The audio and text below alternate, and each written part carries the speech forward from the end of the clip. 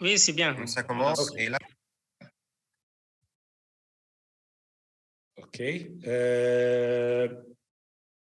Alors, cette présentation, ce n'est pas la mienne, c'est de Dr. John Campbell qui est avec nous. Dr. John Campbell est un cher collègue. Il est one of my seniors. Il est un des one of the best experts, l'expert dans l'ablation des tachycardies ventriculaires en Égypte. Et je pense que lui a fait le plus nombre de cas en Égypte. Je pense qu'il vient de tout le Moyen-Orient. Et lui a Dr. John a une expérience massive vraiment dans les formes de tachycardie ventriculaire et l'ablation de tachycardie ventriculaire. Alors, seulement pour faire un petit peu de traduire, mais je pense que Dr. Hani aussi peut nous aider. C'est bien? On va...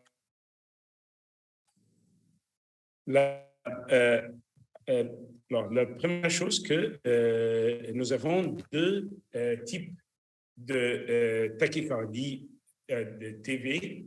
La première type est le type focal tachycardie et ce sont comme des ondes qui se propagent à partir d'un seul foyer, comme les ondes d'une pierre jetée dans l'eau. Alors, nous avons un focus, un foyer qui se propage la tachycardie dans une façon focale. Et il y a un autre type qui est le type rentré, qui c'est un circuit il y a un front d'onde,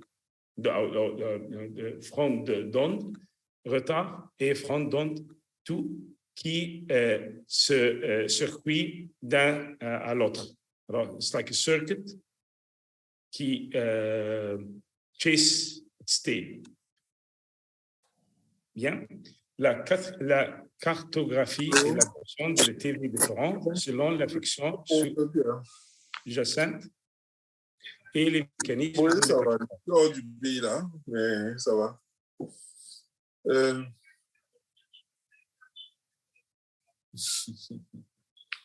OK. Ça va aller. OK. Bien. Alors, premièrement, les tachycardies ventriculaires focales. Nous avons un foyer. Les gros là, ils ne bougent pas beaucoup. Hein. Il faut que ça avance un peu plus. Hein. S'il vous plaît, vous pouvez éteindre vos micros. Voilà, il doit avoir le professeur Adoubi de la Côte d'Ivoire qui a son micro ouvert, s'il vous plaît.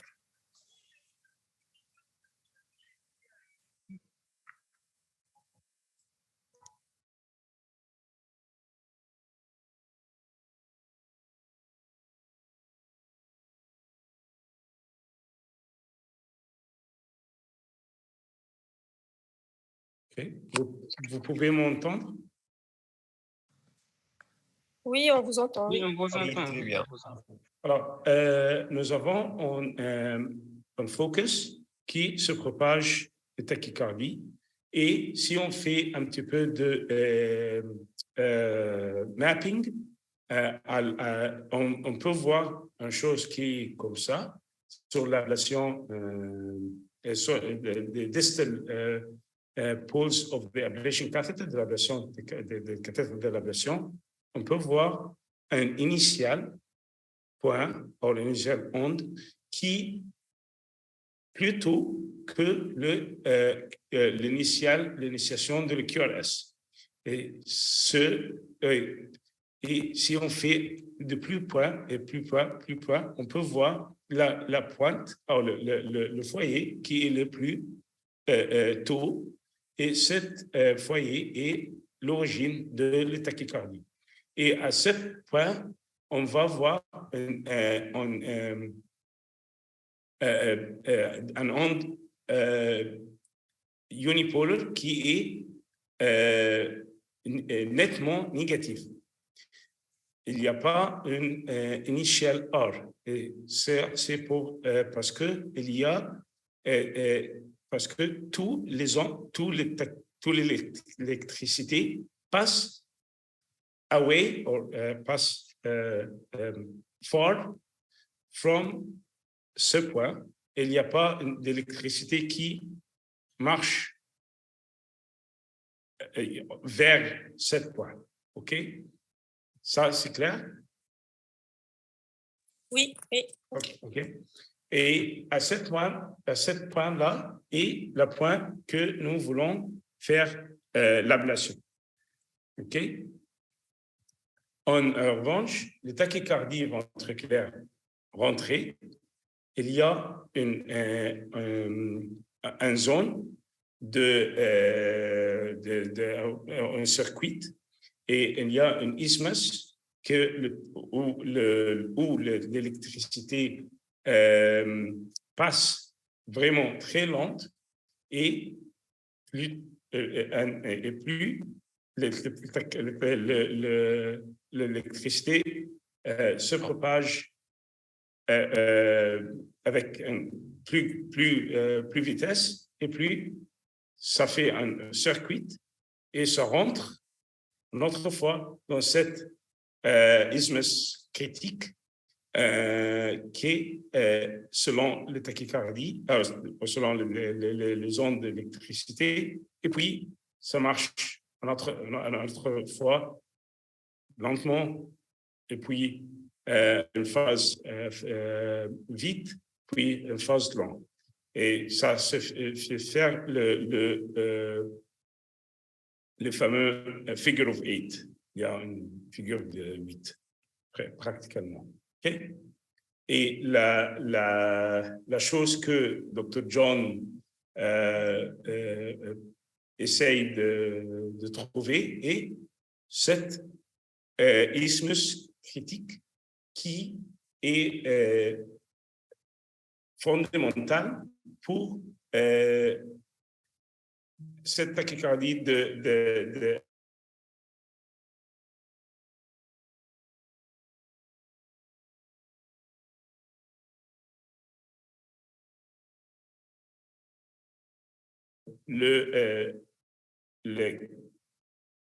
there isn't the factors that can keep this tachycardia going. Il n'y a pas les facteurs qui maintain. How do you say maintain, Dr. Hani? Maintenir. Okay, yeah, okay, all right. Excuse, okay. Qui maintient le tachycardie. Alors, une tachycardie ventriculaire focale, on cherche un point qui est tôt. Un tachycardie rentrée, on cherche un isthmus qui est long. OK? Alors, c'est deux différentes philosophies, on peut dire. Alors, comment cartographier un VT? Le T, ECG de surface. Sur le ECG de surface, on peut savoir beaucoup des informations sur l'origine et l'exit de la tachycardie. On peut faire un pace mapping aux cartographies de stimulation. On va parler de ça dans la prochaine slides. On peut faire un entraînement pendant la tachycardie. On peut faire une activation de troisième dimensionnelle et cartographie de substrate. Si nous avons un TV stable, on can use the Navix or the Carto. Si nous avons un TV qui est instable, on peut utiliser quelque chose de soir qui est dans le site Array au substrate mapping pendant le rythme sinusal. Tous les docteurs qui font de ablation ventriculaire font ça dans un moment ou l'autre. Substrate mapping pendant le rythme sinusal, si nous avons un TV unstable. Puis, la chose qui est très importante est de savoir la location de la tachycardie. Cette tachycardie, c'est sur le foyer, le focus, ou critical isthmus, si se trouve à le ventricule droite ou le ventricule gauche ou sur l'épicardium. Bien. Alors, the outflow tract, TV chambre de chasse, ça c'est notre premier titre. Alors, vous pouvez m'entendre? Oui, on vous entend. OK. Alors, le outflow tract ventriculaire tachycardie, alors outflow tract ventriculaire tachycardie, le TV, c'est initié de chambre de chasse droite, RVT, ou de gauche, ou de cusp aortique, cusp VT, et ou peut-être from l'artère pulmonaire, PAVT. Ces TV ont une tendance à se produire en l'absence de cardiopathie structurelle et d'origine focale. ICG à 12 dérivation enregistrées pendant le TV est un outil de l'occasion précis. Les caractéristiques cliniques sont les TV d'origine de la chambre de chasse droite constituent 75% de TV de chambre de chasse, plus commun chez les femmes de 30 à 50 ans. Les symptômes comprennent de palpitations, de vertiges, de douleurs thoraciques atypiques et de syncopes. Il y a beaucoup de patients qui sont pratiquement sans des symptômes. Et les tests d'effort reproduisent les TV cliniques des patients 25 à 50% du temps. Alors, les tests d'effort ne prend sometimes don't work. Les mécanismes d'effet de la chambre de chasse droite, la plupart des formes de RVT sont sensibles à l'adénosine. Le mécanisme le plus probable est la catécholamine médiée par la dépolarisation retardée après la dépolarisation et l'activité déclenchée, médiation par l'activation des lampes cycliques, peut-être induit en laboratoire d'IEP avec de l'isoprétrinol, si nous avons, de l'aminophéline, de l'atropine, d'une stimulation rapide de rafale, mais rarement avec des exostimuli ventriculaires programmés. Et ça, c'est une chose qui nous trouve tout le jour que nous prenons un patient pour faire une ablation sur un RVT, mais il n'y a pas de tachycardie qu'on le prend à la table de l'IPI là. Et on doit faire un petit peu d'isoprétrinol ou d'aminophéline ou d'atropine. Et calcium, ça marche quelquefois, mais rarement les exostimuli ventriculaires programmés marchent pour provoquer les tachycardies. Alors, ce tachycardie peut être un TV sustené, comme cela, ou peut être un ESV. L'anatomie de la chambre de chasse droite est overlapping, the pulmonary artery is overlapping the aorta. Et les chambres de chasse droite et l'artère pulmonaire se situent en avant et à gauche de la chambre de chasse gauche et de l'aorte. Et ça, c'est une chose qui est très, très important pour nous quand on fait le diagnostic avec le Navix ou le Carto pour faire une image très trois-dimensionnelle. On peut faire, s'il n'y a pas le tachycardie, on peut faire un pace mapping. Ça veut dire qu'on fait, avec le ablation catheter ou un autre cathéter, on peut faire un mapping et on fait pacing d'un point, puis un autre point, puis un autre point, puis un autre point, et on voit si l'ECG qui se produit avec notre avec notre pacing est égal à l'ECG qui se trouve à la tachycardie originale de le patient. Et ça, ça se marche souvent, mais il y a des caveats avec cette façon de mapping. Dr. John, do you like us to talk about the caveats of the pacing mapping right now? Or will that come later? I think we can speak about that right now. We had here in the RVOT, we divide it into a free wall into a 3 area, 1 to 3, and the interventricular septum 1 to 3. As we can see, the anterior part of both free wall and the interventricular septum is always having a negative QRS in lead 1, while the posterior side of posterior origin of BVCs or VT in free wall or the septum have a positive in lead 1. This is a trick here, how to differentiate from anterior or posterior side of RVOT VT BVCs.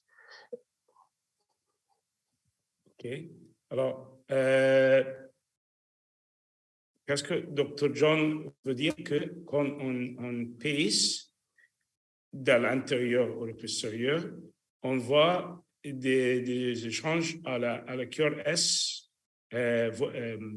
direction in lead 1, and that can give us an idea if we are anterior or posterior. Is that right, Dr. John?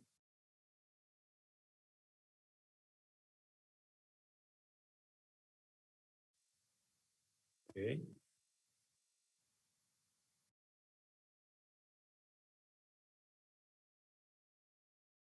Okay, Dr. John? Oui. And this slide is about how to differentiate from left-sided origin and right-sided origin VT. It's simply look at V1 and V2. If you found a broad R wave in V1 or V2 broad wide R wave,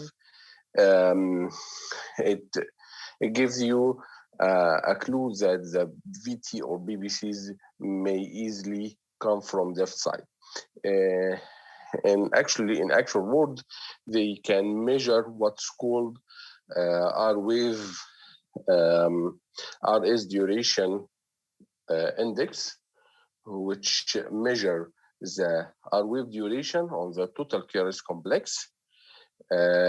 If it is more than 55, so it's have a sensitivity of 90% that the BVCs is coming from left side. Again, another index, which is the RS amplitude index. So the duration is important and the amplitude also is important. If also the ratio to R to S in V1 or V2 exceeds 50%, so of a sensitivity about 25% to have these VT or BVCs arising from left side. So, principalement que si nous avons un R wave qui est positif ou qui est longue, une VA, V2, ça nous fait penser que cette TV arrive de la ventricule gauche au premièrement à la aortic sinus cusp. Il y a deux indices, quelque chose qui s'appelle la R wave duration index ou la RS amplitude. Il y a un RS, R sur S. Si le R sur S est plus de 30%, c'est plus de 30%, et ça veut dire que c'est de la aortic sinus cusp. OK? le LVOT and aortic cuspid VT qui arrive de l'LVOT, ça partage la même caractère que la RVOT-VT parce qu'elles sont de la même origine embryonique. Le ECG avec un left bundle branch block avec un axe inférieur, ça veut dire qu'elle est positive N2, 3 et EVF, et un small r, un early precordial transition, ça mais que je pense faire me penser que ça peut être de la LVOT ou un fragment right bundle morphology, d'une morphologie de bundle branch de droite, et avec un axe inférieur et un S-wave in V6. Encore, ça c'est plus probablement que ça, cette tachycardie arrive de LVOT ou la aortic cusp. Le aortic cusp VT account for 21% de toutes les idiopathiques VT et le plus commun arrive de la cusp gauche, cusp coronaire gauche, que la cusp coronaire droite, et rarement, vraiment rarement, que ça arrive de le non-coronary cusp ou le cusp non-coronaire. Je pense que dans mon expérience que j'ai vu seulement un cas qui s'arrive de le cusp non-coronaire. Dr. John, how many cases have you seen the tachycardia coming from the non-coronary cusp in your experience? Not even one. I didn't see any case BVCs arising from the non-coronary cusp. I already saw a lot of cases from left and right coronary cusp. Even while I could count in Egypt that the incidence of left-sided origin BVCs is equally to the right-sided origin BVCs. It have a 50-50 distribution in Egypt. In my experience, I don't have. J'ai pas la même expérience de Dr. John. Lui, Dr. John, il fait plus number of cases que moi, mais je pense que comme lui, que on doit penser de la chronic cusp gauche, droite, et ne pas de penser que il y a un tachycardie qui arrive de le cusp non-coronaire. Le vidéo, OK, c'est la même slide. Et ça, c'est notre slide qui, pour voir le caractère de la tachycardie qui arrive de le left coronary cusp, ou de le cusp coronaire gauche, le cusp coronaire droite. On peut voir que quand le cusp coronaire gauche, la transition peut être un plus tôt que la transition de la droite. Alors, V1 est plus positif qu'une cusp droite. Do you agree, Dr. John? Yeah, that's true.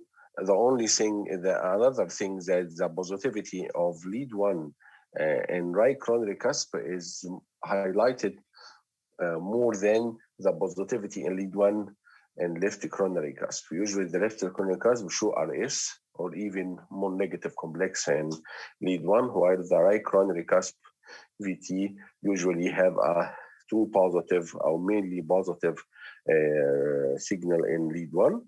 Also, in the broader wave in V1 usually is evidence in left coronary cusp, while it is may be not evident in V1 in right coronary cusp, and it is of a later transition in right coronary cusp than the left coronary cusp. Okay. Alors, comme Dr. John a dit que la chose qui est évidente en la gauche, cusp gauche, que le R-wave en déviation 1 est moins positif que la R-wave et de la cusp gauche. Pardon, une cusp droite. Alors, cusp droite, plus positif que cusp gauche en déviation 1 et la transition en cusp gauche est plus tôt que la transition en cusp droite. Et ça, c'est parce que le R-wave in cusp, pardon, in the left, never mind. Okay. Dr. John, do you want to comment on the anatomy for any reason here? Yes, look to this digital section of the RVOT aortic cusp and see how it's close the posterior septum of the RVOT to the right coronary cusp and the junction between the right and left. And so, many cases, you can clearly see that ECG in one case arising from RVOT and the same ECG, you could abate it from aortic cusp. So there is there is something overlapping between posterior site, posterior RVOT sites and the aortic cusp. For example, here, if you see numero 2, the RVOT posterior, you could see there is a small R wave in V1, while the right coronary cusp also show the same small R wave, but in a broader duration. When you go towards more posterior to the left coronary cusp, so the R wave becoming more wider and more taller.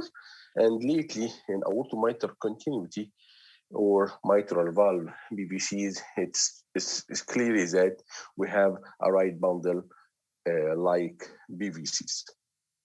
Okay. Alors, dans l'expérience de Dr. John et aussi mon expérience, qu'on peut voir un ECG qui est très similaire, de ces deux points, la postérieure part de la RVOT et la antérieure part de right coronary cusp. Ils sont deux points dans deux ventricules différents, mais ils ont plus ou moins la même ECG avec la même petit R-wave in V1. Alors, il y a un petit R-wave in V1 en position numéro 2, il y a un petit R-wave en position numéro 3, mais la différence subtile que la R-wave est plus long en position numéro 3. Dans votre expérience, Dr. John, il y a de temps qu'on fait l'ablation ici, et puis la tachycardie se termine, et puis elle arrive avec un exit site de l'autre côté. Do you have this experience? So, Dr. John, I was asking, do you have an experience where there is, when you ablate from the posterior RVOT and then the ablation goes away, the tachycardia goes away, and then it can come back from this, like, from the other side, an exit from the other side. Does this happen? Yes, definitely. Yes, this definitely happen.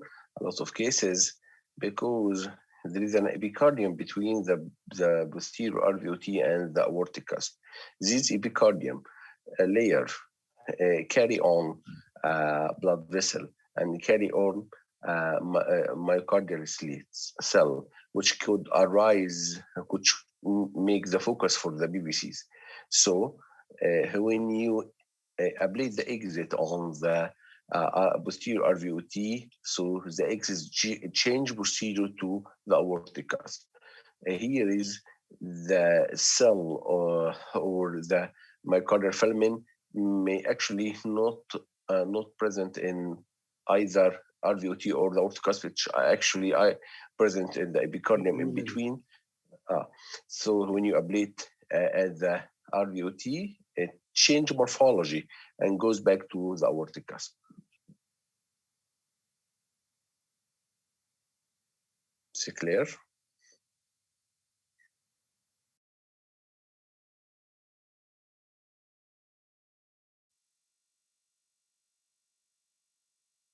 Oui, c'était très clair.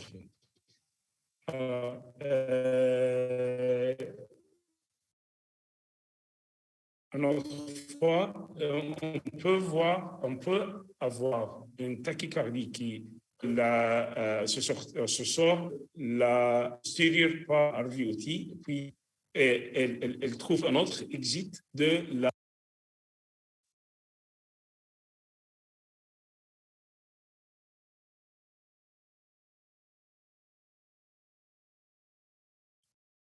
Allô?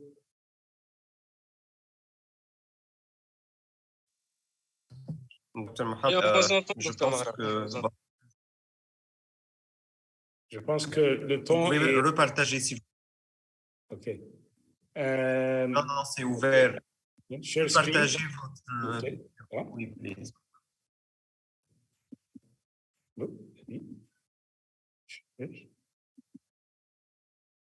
Bien. Vous voyez maintenant, n'est-ce pas? Oui, vous voyez le RVOT, LVOT, n'est-ce pas? Oui, on voit, c'est bon. OK, oui. Bien. Alors, le tachycardie peut avoir un autre exit de le coronary cusp gauche. Bon. LVOT, VT morphology, vous voulez commenter, Dr. John? Do you want to comment, Dr. John? Yes, it's a simple slide that we could see that the mitral annulus BVCs always show a right bundle as in the left side of the panel of screen.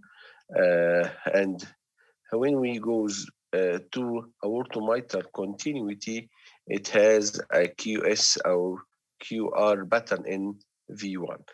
The septal also have a QS button or QR button in V1, while the mitral annulus is actually at all are in V1. This is the other side of idiopathic BVCs arising from LVOT, the mitral annulus BVCs. C'est clair? Je pense que c'est clair. Alors, si nous avons quelque chose qui arrive de la phase latérale de la valve mitrale, nous avons un plus grand arc NV1 avec un bundle branch droite. Et si on passe d'un latéral à le septal, nous avons plus de Q in V1 et la tachycardie morphologie, ça change. OK? Bon. Bouteille de cardiographie pour le TV de chambre de chasse. Alors, nous avons la morphologie de l'ECG, peut-être non inductible, pace mapping, ma page de stimulation, peut-être une grande surface de 2 cm square, peut être dans notre chambre. Il y a une cicatrice au épicarde différent. L'activation map, ma page d'activation, est la chose la plus précise.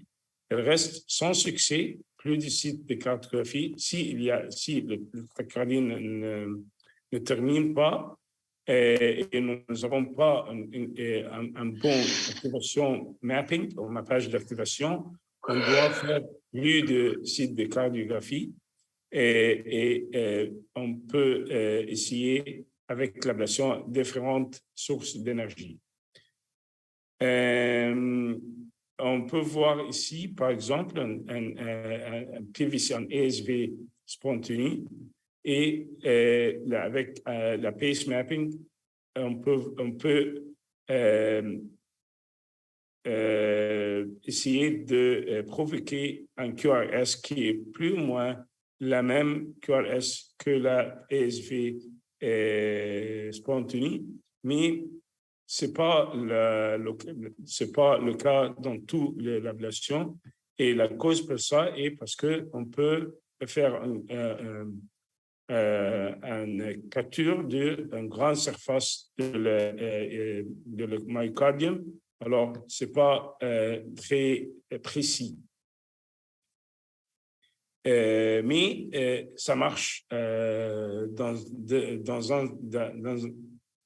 some instances comme celle-là, et il y a PVC complètement disappeared après le radiofrequency application.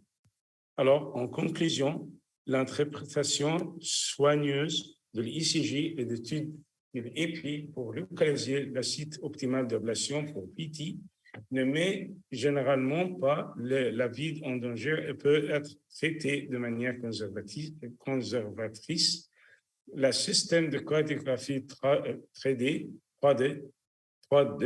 peut être utile, carte d'activation ou carte de substrat, mais la chambre collecte, la détection d'un champ lointain, la conduction préférentielle doivent être prises en compte. La TV de chambre de chasse droite représente jusqu'à 10% de toutes les tachycardies ventriculaires et considérée comme une maladie bénigne. Les symptômes allant de canne de palpitation, d'étourdissement et de dyspnée ou une syncope, l'arythmie ESV isolée fréquente, possède des TV non soutenues ou tachycardie soutenue, sauf facilité pour les catécholamines ou l'exercice, l'ablation, le taux de réussite aiguë de l'ablation focale est de 65 à 97% avec des complications rares. Je peux vous dire certainement qu'avec Dr. John, elles sont dans le 90%, et vraiment, il est très expert dans cette type d'ablation. Maintenant, on marche en un autre type de tachycardie qui est facilement peut être ablated, qui est le tachycardie fasciculaire du VJ. Alors, le tachycardie d'origine fasciculaire gauche est la plus fréquente, s'appelle la tachycardie de Belhassan. La morphologie motif right bundle branch block avec un left axis deviation, c'est le type posterior fascicular, axe supérieur déviation gauche, déviation gauche, et l'incidence est 90%, et type antérieur fasciculaire avec un axe inférieur et déviation droite, l'incidence est 10%. Alors, ça, on trouve, je pense que nous tous avons trouvé un ou deux patients jaunes qui avaient la type posterior fascicular type avec un axe supérieur de déviation gauche et plus rarement l'axe inférieur et déviation droite. Est un TV réentrante qui provient des reçus de Purkinje près de la fourmi gauche ou du fascicule postérieur sans maladie cardiaque structurelle. Cette TV peut être ablatée par les potentiels diastoliques qui s'appellent point P1, P1, au DP ou le potentiel d'hyperphagie pendant le TV. Et ça, c'est le posterior fascicular VT avec un bundle branch block, right bundle branch block, et une left axis deviation. Et ça, c'est le type qui est plus commun.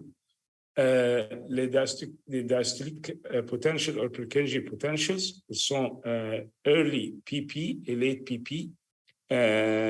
And do you want to comment, Dr. John, on the ablation map? The etiology of the tachycardia fascicular is micro entry across the macro entry across the Purkinje fascicle. Usually, there is a disease Purkinje fascicle, which in sinus-rhythm had most delayed potential. In ventricular tachycardia, usually we have the tachycardia descend in the slow fascicle, diseased fascicle, and then return back to the Purkinje fascicle, so making a macro entry. Usually, the slow fascicle showed us a diastolic Purkinje fiber. This diastolic usually precedes the QRS complex by more than 50 milliseconds. And this is not our target. This is not our target. What our target is the junction between the slow conducting channel and the return fascicle. Here, in such a point, which is made by the étoile, here you could see a Purkinje potential preceding the QRS complex by 20 milliseconds. So in the target area, we ablate the Purkinje potential, or the earliest Purkinje potential. The difference between the Purkinje potential which is a sharp, very sharp potential, while the diastolic potential is, as you can see, a low amplitude and maybe wider, not like the HIS. I almost make that the Purkinje potential is very similar to the head potential, while the diastolic potential is a broad of lower amplitude and even fractionated potential. Okay. Don't ablate the fractionated potential or the diastolic potential. It's nonsense. And it's higher. And it's higher, so you are higher towards the HIS. And I think the most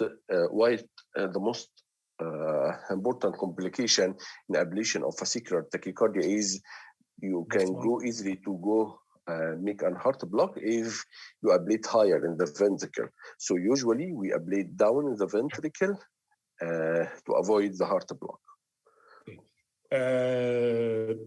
J'essaie de traduire. Dr. John dit que il y a un rythme sinusal avec les patients qui ont une tachycardie fasciculaire. Il y a une fessue qui est long et qui est un petit peu malade à le Purkinje potentials qui s'appelle le DP, OK? Et cet lentement est responsable de faire le tachycardie re-entrant quand nous avons le tachycardie. Alors, il y a, quand nous avons notre cathètre d'ablation ici, à la zone de posterior fascicle, nous trouvons deux types de zones qui sont différentes. La première est un onde qui est vraiment très tôt, plus de 60 ou 50 millisecondes plus tôt que le QRS. Et c'est le late depolarization potentials, le late diastolic potentials. Et sont des potentiels qui sont très tôt et très low in amplitude, avant une amplitude qui est vraiment très petit. Et ça, c'est pas notre ablation target. Notre ablation target est les PP, the earliest PP potentials, qui sont plus sharp et qui sont plus ou moins plutôt de la QRS de seulement 20 millisecondes. Si nous habilitons ici, nous ne risquions pas de faire un bloc à la niveau du HIS ou à niveau de fessier gauche. Mais si on fait notre ablation, si on target le DP, on peut faire bloc à la HIS, à la fessier de HIS ou à la fessier à la fessier gauche. Any other points, Dr. John? No, that's enough. Okay. Alors, if you want to comment on this. Yes, here is the sinus on the right of the screen, and we could see clearly that we have the B2. This is B2, which is the Purkinje potential, and in sinus rhythm, we ablate at the late Purkinje potential. But actually, we don't ablate in sinus rhythm usually, we ablate on tachycardia. As we can see in tachycardia, the drawing on the left side, that the late Purkinje potential of the sinus become the early Purkinje potential during tachycardia. Again, in LV set a weight on the tracing, we could see a potential that precede the QRS complex by Katrevan-4. This is the DB or B1, BA, which is the diastolic potential. This is not the target of ablation. Don't be happy that you have a potential that precedes the QRS complex by 60 or 70 or Katrevan milliseconds. Actually, you ablate at the LV2, where is the early Purkinje potential could be seen. OK. Alors,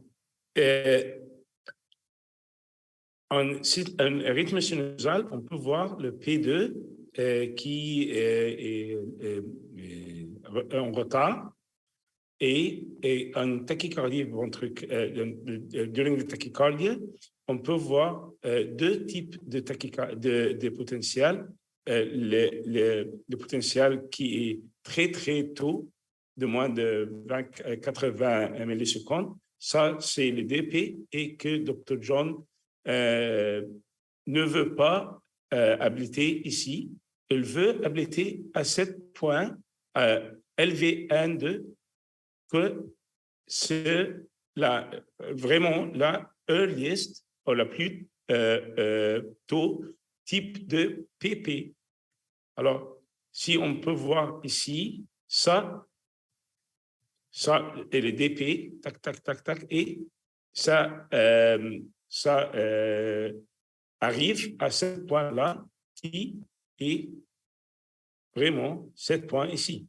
Et ça, c'est notre ablation target. J'espère que ça est clair. Et ça est vraiment tout le temps est plus bas, vraiment plus bas que la HIS potentials. Alors, ablation à ce point-là est vraiment safe et deux, et efficace. Ici, un autre exemple. On veut habiliter ici. Jusqu'à là, Dr. John? Yes, it is the same, yes. Okay. And then Do you want to comment on this? No, this is when we ablate during tachycardia. It abrupt ending with successful ablation. The side of access good ablation, you can see that even the B1, which is the diastolic potential that is preceding the Kear's complex by or actually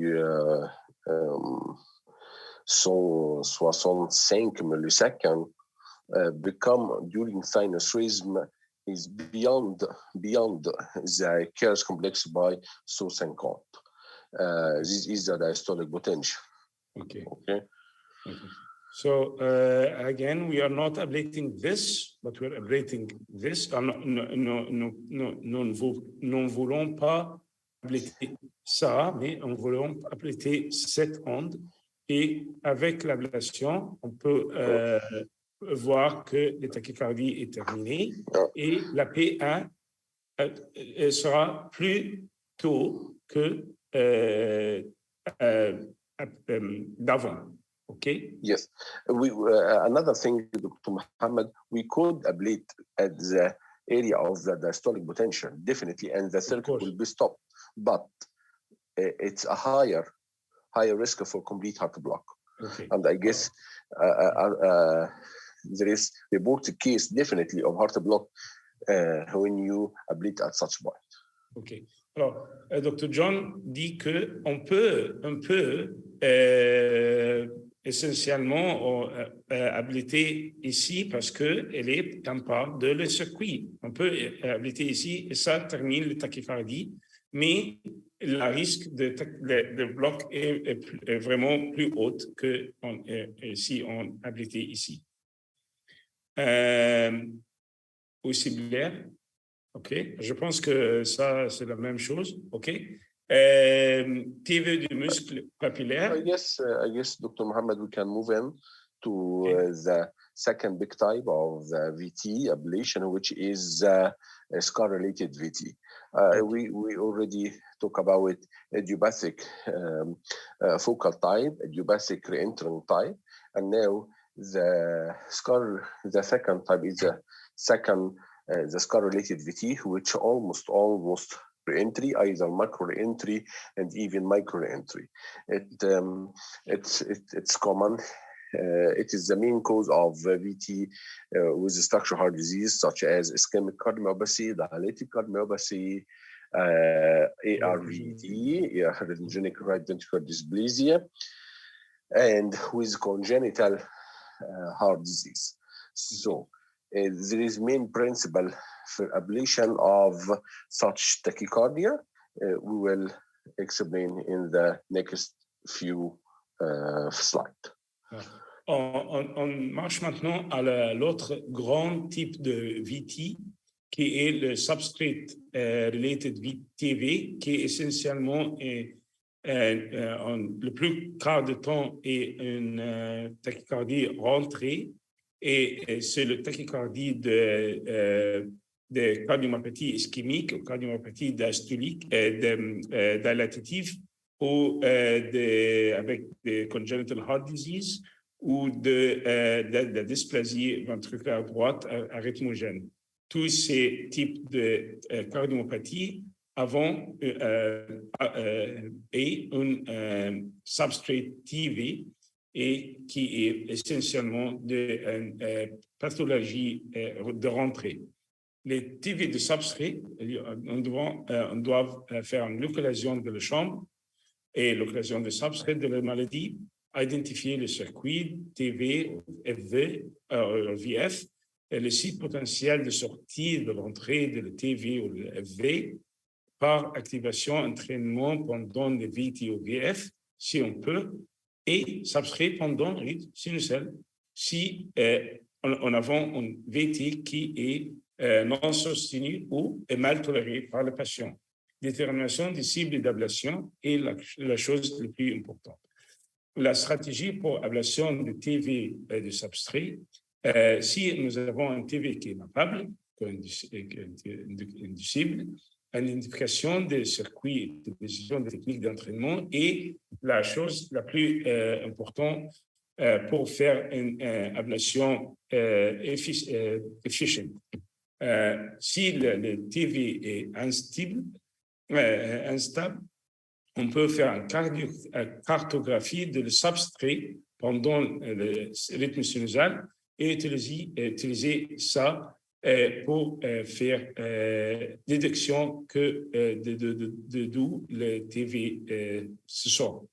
Si le TV est non inducible, cardiographie de substrat, cardiographie de rythme, prise de compte de le TV autonome ou ischémique médié.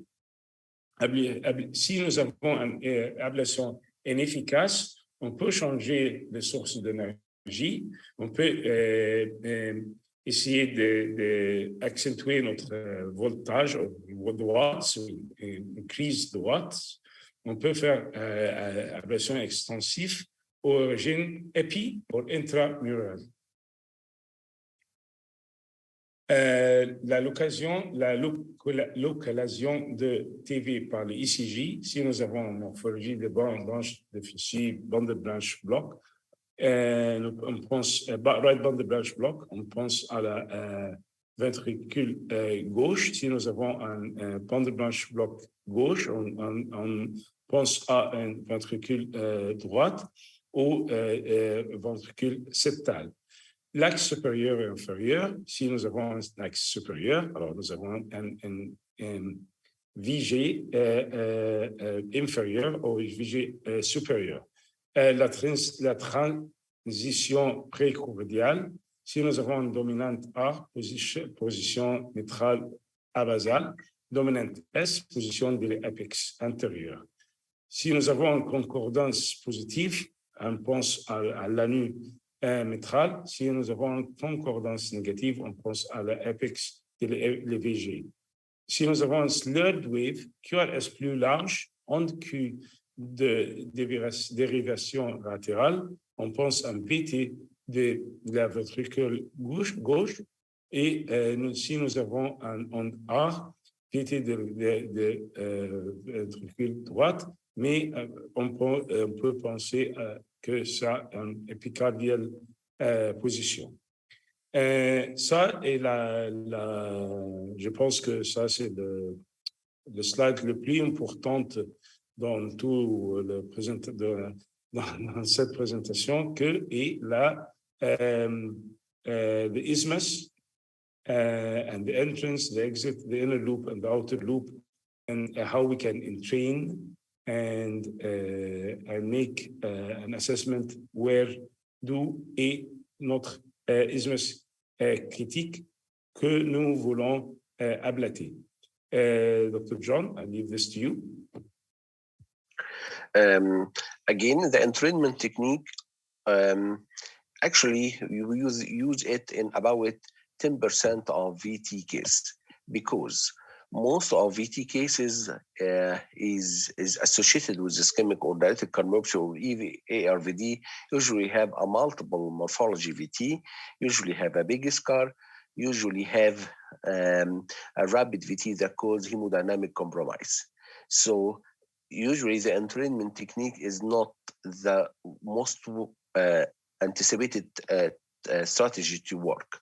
But in mammable VT, which have a slow heart rate, actually about 120, 130, so carence or cinquante, that cannot cause an hemodynamic compromise, you can map the tachycardia, go make an activation map and use the entrainment technique.